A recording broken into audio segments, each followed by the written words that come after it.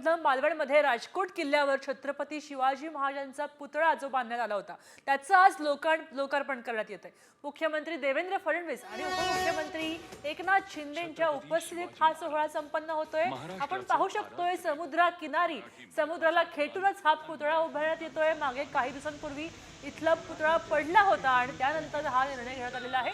या पुतळ्याचं लोकार्पण करण्यात आलं त्यानंतर अवघ्या 6 महिन्यातच 26 ऑगस्ट 2024 रोजी हा पुतळा पडला। त्याची दुर्घटना झाली होती। त्यानंतर राम सुतारांनी या ठिकाणी 93 फूट उंचीचा शिवरायांचा पुतळा उभारला आहे। अवघ्या 6 महिन्यात उभारल्यानंतर त्याचं लोकार्पण आता करण्यात येत आहे। आपण पाहू शकतो अत्यंत सुंदर अत्यंत नयनरम्य दृश्य आहेत।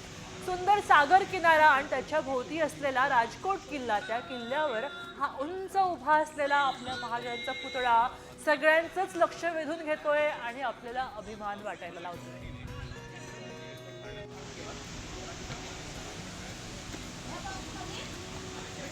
तर खास याने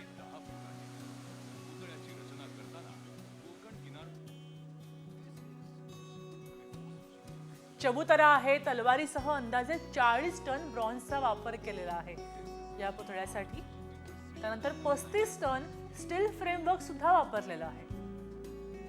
गंजरोधक बांधकाम साहित्याचा वापर या संपूर्ण बांधकामामध्ये केलेला आहे। आयुर्मान 100 वर्ष इतकं असणार आहे अशी ग्वाहीच राम सुतारांनी दिली आहे।